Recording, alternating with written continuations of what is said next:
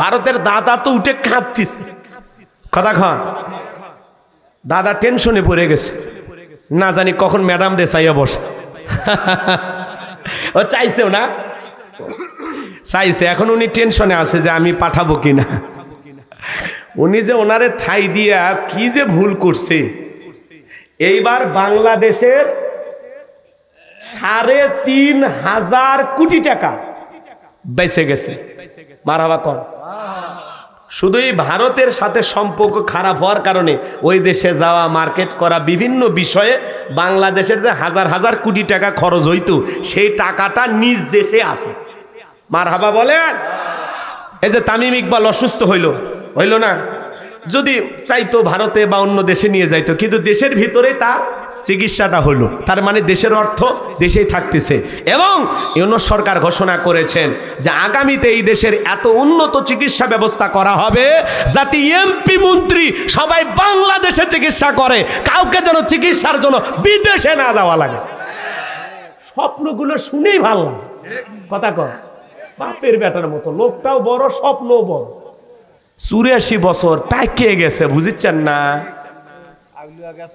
রাগ করেন নাকি আপনারা তাহলে প্রথম ধাপে যাবে কত ম্যাডাম খালি বলতো আমরা চেষ্টা করতেছি করতেছি আমরা রোহিঙ্গাদেরকে পাঠাবো পারেনি আর ডক্টর ইউনূস ৬ মাসও পার হয়নি ঘোষণা চলে আসছে প্রথম ধাপে বাংলাদেশ থেকে ১,৮০,০০০ রোহিঙ্গার মুসলমান নিজ মাতৃভূমিতে ফেরত যাবে এরপরে আবার দ্বিতীয় ধাপে যাবে এইভাবে তারা সম্পূর্ণ যত লোক বাংলাদেশ স্থান নিয়েছেন রোহিঙ্গার মুসলিম ভাইয়েরা নিজ দেশেতে আবারও বীরের বেশে ফেরত যাবেন এটাই আমাদের চাওয়া ইউনূসের নেতৃত্বে ইনশাআল্লাহ মানুষ বিপদে বললে দোয়া ইউনূস পড়ে চতুর্দিকে আধার অন্ধকার কিচ্ছু নাই কুয়াশা টেনশন তখন কি পড়েন লা ইলাহা ইল্লা আনতা সুবহানাকা ইন্নী কুনতু মিনাজ জালিমিন দোয়া পড়েন না দোয়া ইউনূস পড়েন তো বাংলাদেশ বিপদে পড়েছে ইউনূস সাহেব এসে হাল ধরছে ইনশাআল্লাহ এই বাংলাদেশ তার সঠিক একটা গন্তব্যে পৌঁছে যাবে বিশ্বের দরবারে মাথা উঁচু করে বাংলাদেশ বেঁচে থাকবে ইনশাআল্লাহ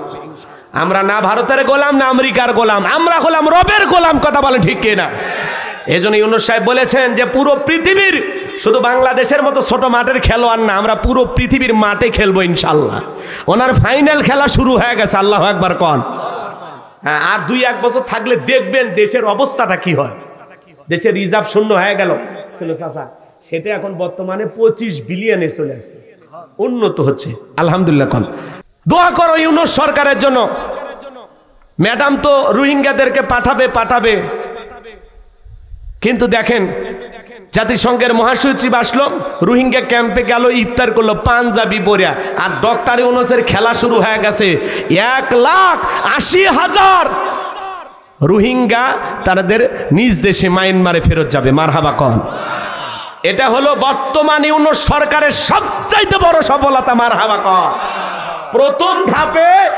১,৮০,০০০ মায়ানমারের মুসলমান নিজ মাতৃভূমিতে ফেরত যাবে আমরাও চাই আমাদের মুসলিম ভাইয়েরা নিজ মাতৃভূমিতে চলে যাক কথা বলেন ঠিক কিনা এতদিন আমরা আগলায় রাখছিলাম হেফাজত করছিলাম কারণ ওরা পাখির মতো মারা শুরু করছিল কথা কোন ঠিক কিনা আমার ভাইয়েরা যাক তারা নিজ ভূমিতে ফিরে যাক এই যে উদ্যোগটা নিয়েছেন ইউনূস সরকার এজন্য ধন্যবাদ পাওয়ার বলেন ধন্যবাদ পাই কি না তাহলে সবাই মিলে ধন্যবাদ দেবেন তো ইনশাআল্লাহ তো এইটা নিয়ে আলোচনা করেন চা খাচ্ছেন বলেন মাশাআল্লাহ ইউনূস সরকার খুব একটা ভালো কাজ করলো বর্তমান প্রধান উপদেষ্টা কি করছে এর ১,৮০,০০০ রোহিঙ্গার মুসলমান প্রথম ধাপে তাদের নিজ দেশে যাচ্ছে আলহামদুলিল্লাহ এগুলো নিয়ে গল্প করেন ভালো কিছু নিয়ে আলোচনা করেন কথা বলেন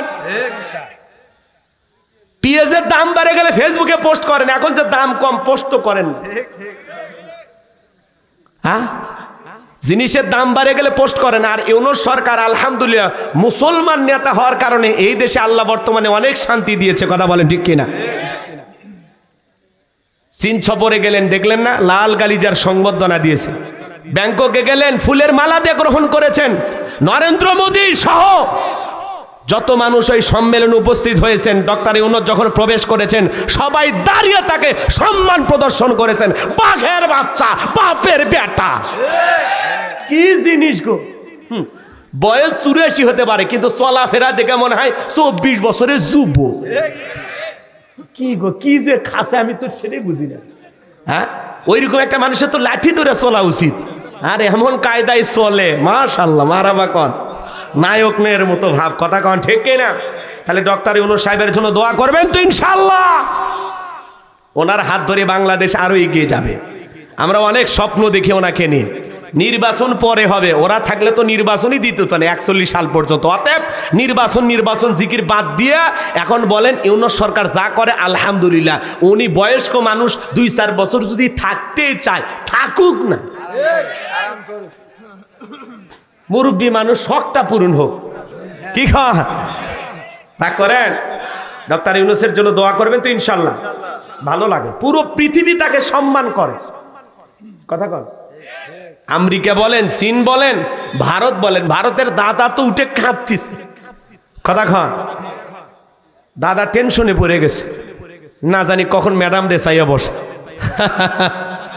ও চাইছেও না, চাইছে, এখন উনি টেনশনে আছে যে আমি পাঠাবো কিনা। উনি যে ওনারে ঠাই দিয়া কি যে ভুল করছে। এইবার বাংলাদেশের 3,500 কোটি টাকা বেঁচে গেছে, মারহাবা কর। শুধু এই ভারতের সাথে সম্পর্ক খারাপ হওয়ার কারণে ওই দেশে যাওয়া, মার্কেট করা, বিভিন্ন বিষয়ে বাংলাদেশের যে হাজার হাজার কোটি টাকা খরচ হইতো সেই টাকাটা নিজ দেশে আসে, মারহাবা বলেন। এই যে তামিম ইকবাল অসুস্থ হইল না, যদি চাইতো ভারতে বা অন্য দেশে নিয়ে যাইতো, কিন্তু দেশের ভিতরে তার চিকিৎসাটা হলো, তার মানে দেশের অর্থ দেশেই থাকতেছে। এবং ইউনূস সরকার ঘোষণা করেছেন যে আগামীতে এই দেশের এত উন্নত চিকিৎসা ব্যবস্থা করা হবে যাতে এমপি মন্ত্রী সবাই বাংলাদেশে চিকিৎসা করে, কাউকে যেন চিকিৎসার জন্য বিদেশে না যাওয়া লাগে। স্বপ্নগুলো শুনেই ভালো লাগে, কথা কর। বাপের বেটার মতো, লোকটাও বড়, স্বপ্নও বড়। 84 বছর পাকিয়ে গেছে, বুঝিচ্ছেন না? রাগ করেন নাকি আপনারা?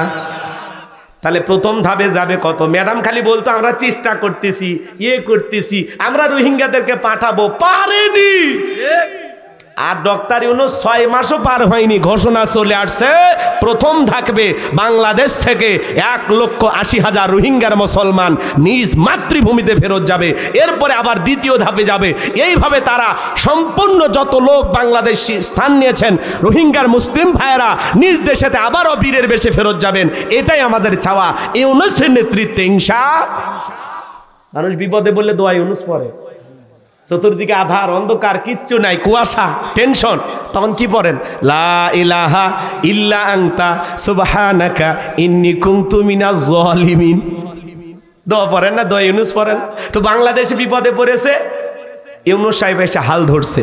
ইনশাআল্লাহ এই বাংলাদেশ তার সঠিক একটা গন্তব্যে পৌঁছে যাবে। বিশ্বের দরবারে মাথা উঁচু করে বাংলাদেশ বেঁচে থাকবে ইনশাআল্লাহ। আমরা না ভারতের গোলাম, না আমেরিকার গোলাম, আমরা হলাম রবের গোলাম, কথা বলেন ঠিক কিনা?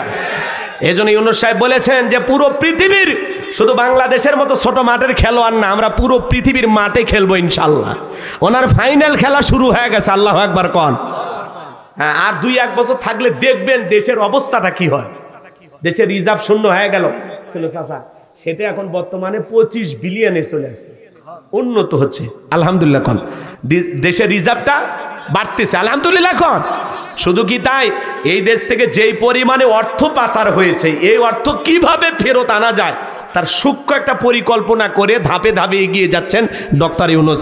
এবং আমরা গোপন তথ্যের ভিত্তিতে একটা সংবাদ পেয়েছি, খুব দ্রুত সময়ের মধ্যে $25 বিলিয়ন বাংলাদেশে আসবে।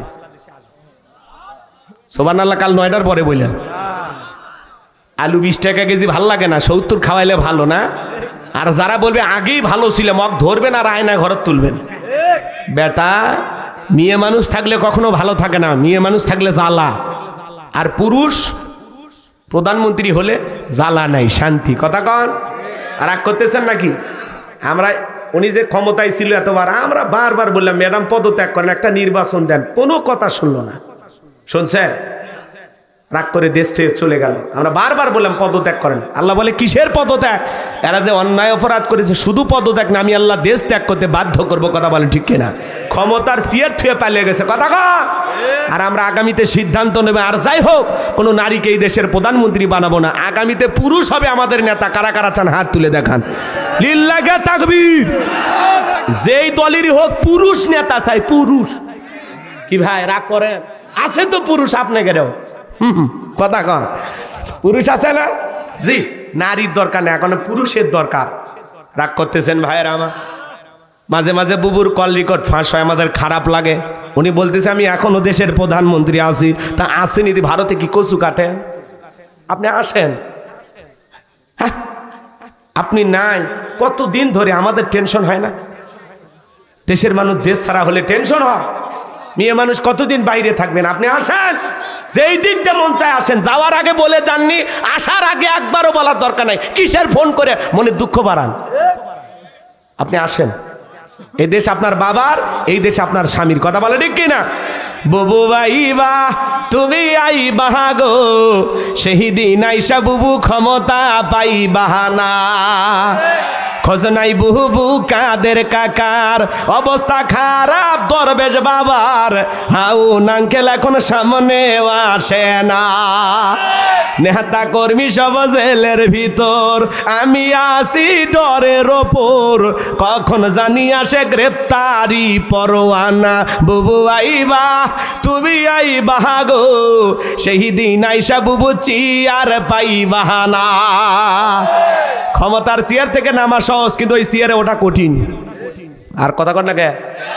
আর কি বললাম? মেয়ে মানুষের হাতে ক্ষমতা দেওয়া যাবে না, কারণ ওদের রাগ বেশি, অভিমান বেশি, জেদ বেশি। দেখেন না, স্বামীর সাথে বাড়িতে ঝগড়া লাগে, হাঁড়ি পাতিল ভেঙে ফেলে দেয়, স্বামী তুলে আছাড় মারে, রাগ করে সংসার থুয়ে বাপের বাড়ি চলে যায়, রাগ করিয়া দেশ থুইয়া 20 কোটি মানুষ থুইয়া পালিয়ে গেছে।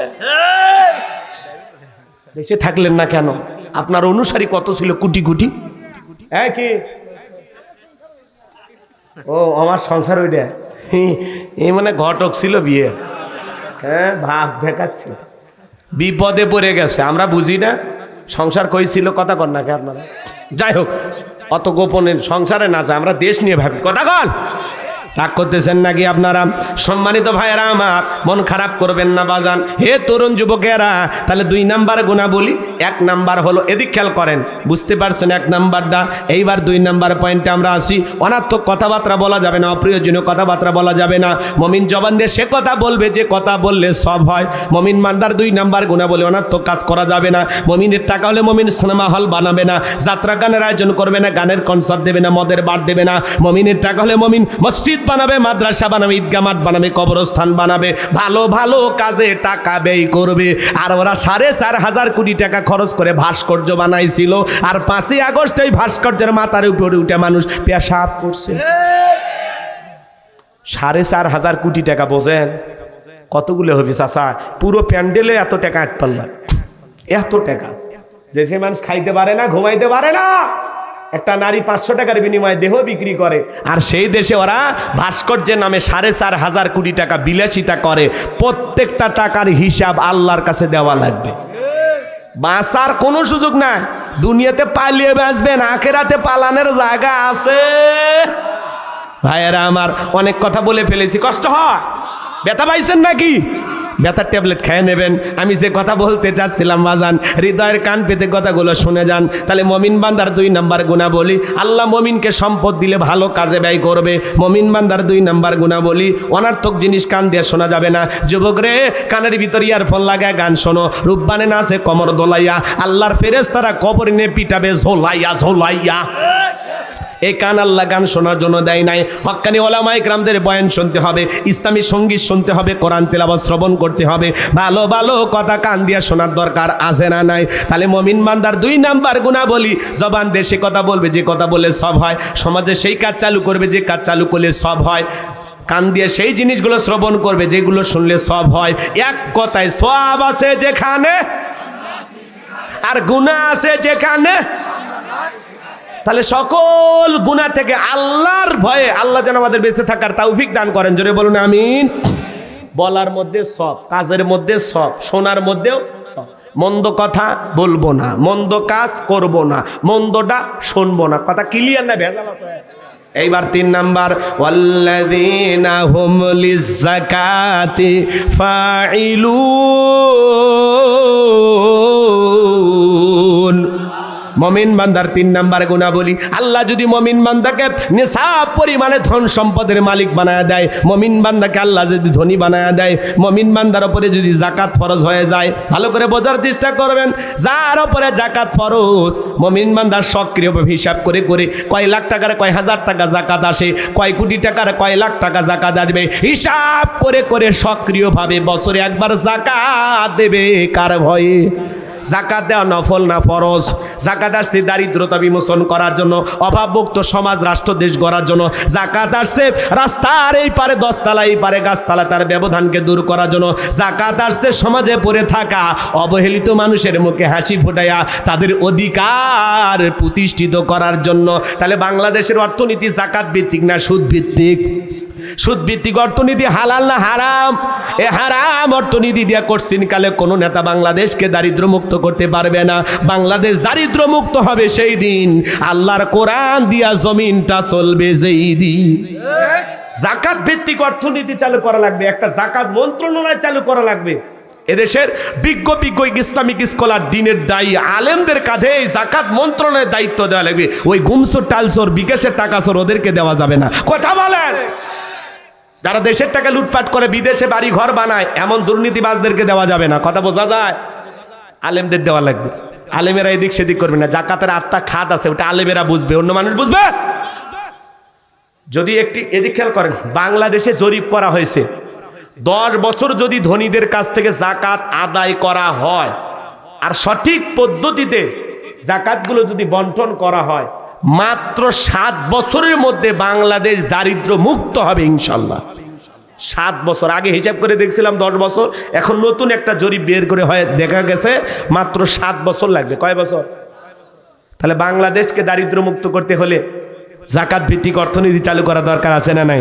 ধনী যাকাত দেবে না, যাকাত আদায় করা লাগবে। ইনি ধনী মানুষ, বলেন তো ব্যাংকে কত টাকা, গোপন সিন্ধুকে কত, বইয়ের অ্যাকাউন্টে কত, খাটের নিচে কত, বালিশের নিচে কত, পুইতে রাখছেন কত, সাদা কত, কালা কত। আপনার টাকা হিসাব অনুযায়ী যাকাত আছে 2,75,72,500 টাকা। ধনী যাকাত দেবে না, যাকাত আদায় করা হবে। অধিকাংশ ধনী হিসাব করে যাকাত দেয় না। যাকাত আছে 1 কোটি টাকা, কোনো মতে 5-10 লাখ টাকা যাকাত দিয়ে নিজের 90 লাখ নিজেই মেরে খায়।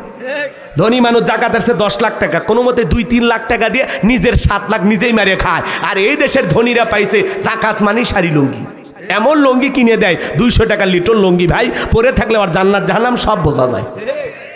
এমন শাড়ি কিনে দেয় 300 টাকা দাম, ধুয়ে দিলে শাড়ি না মশারি খুঁজে পাওয়া যায় না। এই বড় লোক এই শাড়ি তোর বউরে পরাবি। যাকাত মানে শাড়ি লঙ্গি না। হযরত ওমর ফারুক ডেকে বলেন, যাকাতের অর্থ এমন ভাবে দাও যাতে ওই ব্যক্তি যাকাতের জন্য আর কারো দুয়ারে হাত না পাতে। আল্লাহু আকবার বলেন। এই ছেলেটা বেকার বসে আছে, ওরে যাকাতের 1-1.5 লাখ টাকা দেন, দিয়ে তালগাছি বাজারে একটা দোকান ধরায় দেন। আল্লাহ যদি চায় 5-7 বছর ব্যবসা বাণিজ্য করিয়া ওই ছেলেটা নিজেও ভবিষ্যতে যাকাত দেবে। আজ-সুন্নাহ ফাউন্ডেশনের সম্মানিত চেয়ারম্যান শায়েখ আহমদুল্লাহ ভাই, তিনি উদ্যোগ নিয়ে বিভিন্ন মানুষকে রিক্সা কিনে দেন, গরু ছাগল কিনে দেন, ঘর বাড়ি বানায় দেন, ব্যবসা প্রতিষ্ঠান বানায় দেন, তাদেরকে স্বাবলম্বী করার জন্য। আল্লাহু আকবার কর। এরকম উদ্যোগ নেওয়া লাগবে যাকাতের টাকা দিয়া। কিসের টাকা দেয়া? এই ছেলেটা বেকার বসে আছে, একটা অটো ভ্যান কিনে দেন, রিক্সা কিনে দেন, দৈনিক 500-700 টাকা ইনকাম করা একটা ব্যবস্থা হলো। ছেলেটা আর বেকার থাকলো না। একটা বিধবা নারী আছে, শাড়ি দিয়ে কি লাভ, 2টা গরু কিনে দেন, এগুলো লালন পালন করে ভাগ্যের চাকা ঘুরাবে। কথা বলে ঠিক কিনা? তাহলে যাকাত ভিত্তিক অর্থনীতি চালু করা লাগবে। শোনেন, ধনী যাকাত দেয় না, যাকাত আদায় করা লাগবে। 2 মিনিট একটা ঘটনা বলে দিয়ে যায়। আল্লাহ নবী মুসা আলাইহিস সালামের নাম আপনারা শুনেছেন, শোনেননি? নবী মুসা কারুনের কাছে যা বলে, কারুন যাকাত দিতে হবে। কারুন ডেকে বলেন,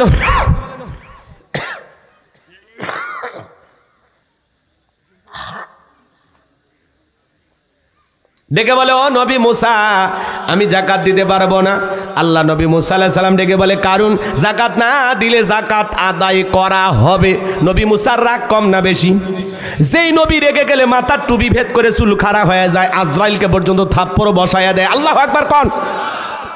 এক কিপ্টি ফেরাউনের এক ঘুষি মেরে দুনিয়া থেকে বিদায় করে দিছে। এত শক্তি নবী মুসার গায়ে, সুবহানাল্লাহ খান। নবী মুসার চেহারার দিকে তাকাইয়া কারণ ডেকে বলে পয়গাম্বার কত টাকা দিতে হবে? নবী মুসা ডেকে বলে 2.5%। ঠিক আছে, আমার একটু সময় দেন, হিসাব নিকাশ করে আপনাকে জানাবো। এই কথা বলে নবী মুসা আলাইহিস সালামকে বিদায় করে দিলেন। এই কারণকে আল্লাহ পাক এত সম্পদ দিয়েছিল বাজান, 70টা উট লাগতো চাবি বহন করতে। চাবি যদি এত হয় তালা কত, তালা যদি এত হয় সিন্ধুকে মাল কত, ছোট মাথায় ধরবে না।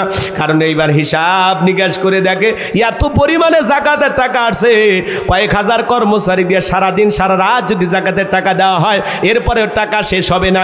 এমনি তো কৃপণ পায়ে স্যান্ডেল দেয় না, ক্ষয় যাবে বলে, গায়ে জামা পরে না ছিঁড়ে যাবে বলে, সেই কৃপণ কি এত টাকা যাকাত দিতে পারে না? সে একটা গভীর ষড়যন্ত্র করলো। এলাকায় একটা 2 নাম্বার মহিলা ছিল, নাম হলো সবদা। এই সবদা নামের পতিতার কাছে যা বলে, সবদা রে তোরে আমি 2 বস্তা টাকা দেবো, অ্যাডভান্স হিসাবে আজকে 1 বস্তা টাকা দিলাম, আর আগামীকাল সাক্ষী দেওয়ার পরে আর 1 বস্তা টাকা দিব। বিনিময়ে আল্লাহ নবী মুসা আলাইহিস সালাম যখন বড় মজলিসে মানুষকে আল্লাহর প্রতি আহ্বান করবে, ওই বড় মজলিসে দাঁড়াইয়া একবার শুধু বলবি, নবী মুসা দিনের বেলা ওয়াজ করে আর রাতের বেলা আমি সবদার সাথে রাত কাটাই, বাস এতটুকু কথা বললে যথেষ্ট, বাকি যা করার আমি করব। সবদা যেহেতু 2 নাম্বার মহিলা রাজি হয়ে গেল। পরের দিন সকালবেলা আল্লাহ নবী মুসা আলাইহিস সালাম হাজার হাজার জনতার সামনে ওয়াজ করতেছেন, বয়ান করতেছেন, আল্লাহর পথে মানুষকে দাওয়াত দিতেছেন, আল্লাহর পথে আহ্বান করতেছেন। ওই ভরা মজলিসে নবী মুসা আলাইহিস সালামের আলোচনা শোনার পরে সবদার পাষাণ হৃদয় গইলা চোখ দিয়া পানি ঝরতেছে। বলুন সুবহানাল্লাহ। রাগ করেন? এইবার কারণ ইশারা দিয়ে বলে, সবদা তাড়াতাড়ি দাঁড়া। বলে আর একটু শুনি। বলে না, শুনতে দেওয়া যাবে না। 2 জন লোক পাঠায়া দিল, ওরা এসে বলে, সবদা তাড়াতাড়ি দাঁড়া। বলে আর একটু শুনি। বলে না, শুনতে দেওয়া যাবে না। নেতা গতকালকে রাত্রিতে 1 বস্তা টাকা দিয়েছে, আর 1 বস্তার টাকা রেডি আছে, সাক্ষীটা দিয়া টাকার বস্তাটা নিয়ে বাড়িতে চলে যা। এইবার সবদাকে জোর করে 2 জন 2 হাত ধরে ভরা মজলিসে দাঁড় করা দিল। যখন কারো লাভ মেরে দাঁড়ায়, বলে মুসা রে ওয়াজ বন্ধ কর, তাকায়া দেখ 2 নাম্বার মহিলা দাঁড়াইছে। মহিলাটা 2 নাম্বারে 1 নাম্বার মুসা নবী কি জানে? রতনে রতন সেনে। কথা বোঝেন নাই মনে হয়? ডাইরেক্ট কি বলতে চাই, এই নবী মুসা ওয়াজ বন্ধ কর। আজও দেখবেন আলেম ওলামা যখন হক কথা বলে, সুদের কথা বলে, ঘুষের কথা বলে, জিহাদের কথা বলে, আল্লাহর জমিনে আল্লাহর দ্বীনকে প্রতিষ্ঠিত করার কথা বলে, এক শ্রেণীর মানুষ ডাইরেক্ট বলে, হুজুর আপনার ওয়াজ বন্ধ করেন, আপনার ওয়াজ লাইন সারা। হুজুরের ওয়াজ লাইন সারা না, হুজুরের ওয়াজে বাধা দেবে যারা লাইন সারা তারা। কথা কর না কে? আজকে মসজিদে দাঁড়িয়ে সুদের ওয়াজ করা জানা, সুদখোর সভাপতি, হুজুর এই ব্যবসার সাথে আমি জড়িত, খামাকা বলেন কেন? আছে না নাই? সারা জীবন অকাম বদকাম করছে, দুর্নীতি করছে, কলমের খোঁচা দিয়া বাড়িতে এসে দেখে মসজিদের কাজ শুরু হয়ে গেছে। বলে ভাই আমি তো গ্রামে থাকি না, 10 লাখ দেব। মানুষ কই 10 লাখ? এই তো সভাপতি হয়ে গেল। কিন্তু ওই যে সারা জীবন দুর্নীতি করছে, কলমের খোঁচা দিয়ে কোটি টাকা এদিক সেদিক করছে, ওইটা আর দেখে না। এ কথা বললেন না কেন? রাগ করেন?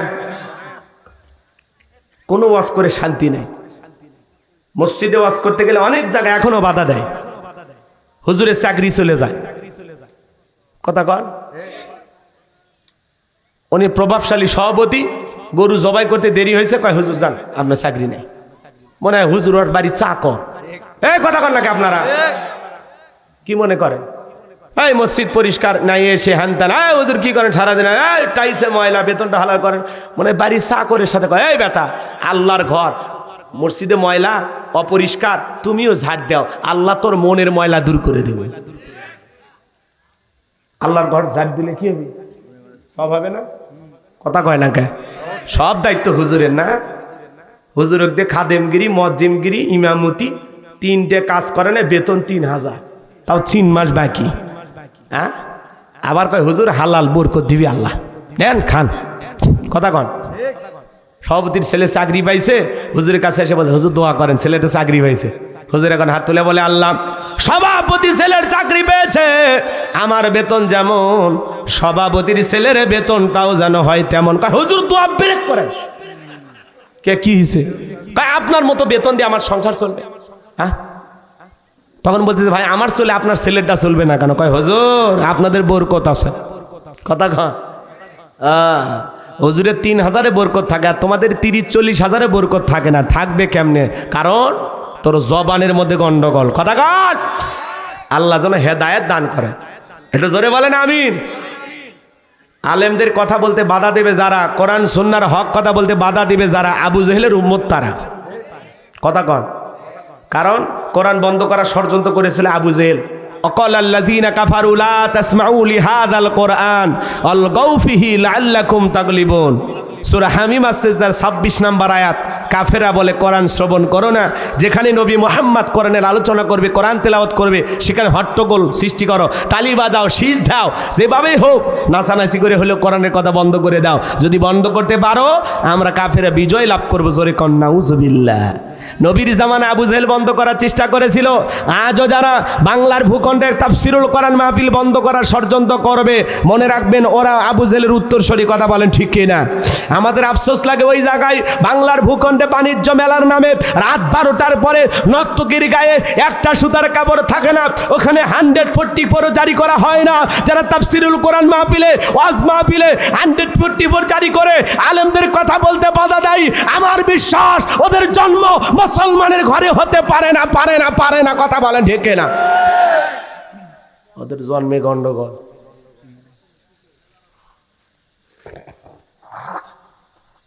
খারাপ লাগে নাকি? এখনো ভেজাল থাকলে ক্লিয়ার হয়ে যায়। কোরআন শুনতে বাধা দেয়া যাবে না, কোরআনের মাহফিলের বিরোধিতা করা যাবে না, আলেমদের বিরোধিতা করা যাবে না, কপাল পুড়ে যাবে। কি বাজান? কপাল পুড়ে যাবে। সম্মানিত ভাইয়েরা আমার, এইবার কারণ ডেকে বলে সবদাপ তোমার যা বলার তুমি বলো, আমি তোমার সঙ্গে আছি। এইবার সবদা বলে কারণ তুমি বৈশা বড়, আমি যেহেতু দাঁড়িয়েছে বলার জন্য আমাকেই বলতে দাও। এইবার সবদা ডেকে বলে জনগণ শোনো দিয়া মন, আমি জীবনে কোনোদিন মুসা নবীকে দেখি নাই। আজকে মুসা নবীর আলোচনা শোনার পরে আমার পাষাণ হৃদয় গইলা গেছে। আমি সিদ্ধান্ত নিয়েছি আর খারাপ কাজ করব না, অশ্লীল কাজ করব না, আমি তওবা করে ঈমান গ্রহণ করব। আলেমদের ওয়াজ শুনে বেনামাজি নামাজে হয়ে যায়, সুদখোর ঘুষখোর ভালো হয়ে যায়, বেপরদায় চলা মা বোনেরা পর্দা করে, দাড়ি কাটা যুবকটা দাড়ি রাখে। কি কথা ঠিক না ভেজা? এই যে আপনাদের মসজিদের ইমাম, তার মাধ্যমে ওঠা বসা করে 2-4 জন পরিবর্তন হয় না? এই যে আমরা বয়ান করতেছি, অনেক মানুষকে আল্লাহ পরিবর্তন করে দেয় কি না? হেদায়েতের মালিক আল্লাহ। আল্লাহ যে কার কথায় কোন জায়গার বয়ানে কিভাবে আপনাকে পাল্টায় দিবে আপনি নিজেও ভাবতে পারবেন না। সুবহানাল্লাহ বলেন আমার ভাইয়েরা। এইবার শব্দা ডেকে বলে এ কারণ কেন লাফালাফি করে আপনারা জানেন? গতকাল রাত্রিতে কারণ আমার বাড়িতে গিয়েছিল, 2 বস্তা টাকা দেবে বলে ওয়াদা করেছে, অ্যাডভান্স হিসাবে 1 বস্তা টাকা দিয়েছে, আর আজকে সাক্ষী দেওয়ার পরে আর 1 বস্তা টাকা দিবে, বিনিময়ে আমাকে এই কথা বলতে হবে। নবী মুসা দিনের বেলা ওয়াজ করে, রাতের বেলা আমি সবদার সাথে রাত কাটাই। আপনাদেরকে সাক্ষী রেখে বলতেছি, নবী মুসার চরিত্র ফুলের চাইতেও পবিত্র। ওই কারণ হলো আমি সবদার নিয়মিত ভক্ত। চিৎকার মেরে বলুন আল্লাহু আকবার। ওয়া মাকারু ওয়া মাকারাল্লাহ আল্লাহু খায়রুল মাকিরিন। খেলাকার যে গর্ত খুলেছিল নিজের গর্তে নিজেই পড়ে গেছে। গোপন তত্ত্ব ফাঁস করে দিলেন কে? আল্লামা সাইদি কোনো অপরাধ করেনি, ভারতের ইশারায় ওরা পরিকল্পনা করে কোরআনের পাকে আল্লামা সাইদি হুজুরকে বিদায় করে দিয়েছে। মিথ্যা দর্শনের অপবাদ দিত। 71 সালে 300 নারীকে তিনি ধর্ষণ করছে। জোরে কন নাউজুবিল্লাহ। একজন মহিলাকে অনেক কষ্টে সাক্ষীর কাঠ করে দাঁড় করায় দেওয়া হলো। বলা হলো মা এই হুজুর কি তোমাকে ধর্ষণ করছে? বলে হ্যাঁ। তোমার বয়স? বলে 75 সালে আমার জন্ম। জন্ম কত? ধর্ষণ হয়েছে কত? 71 সালে। স্বপ্নেও সম্ভব? তার মানে কি? শয়তান পর্যন্ত বিশ্বাস করে না যে আলেমেরা ধর্ষণকারী হতে পারে। শয়তানও বিশ্বাস করে না। কথা কন। মিথ্যা দর্শনের অপবাদ দিয়ে, তহমত দিয়ে যারা এই সোনার মানুষটাকে বিদায় করে দিয়েছ, আজকে ক্ষমতার চেয়ার থেকে আল্লাহ তোদের বিদায় করে দিয়েছে। এটাই আল্লাহর খেলা।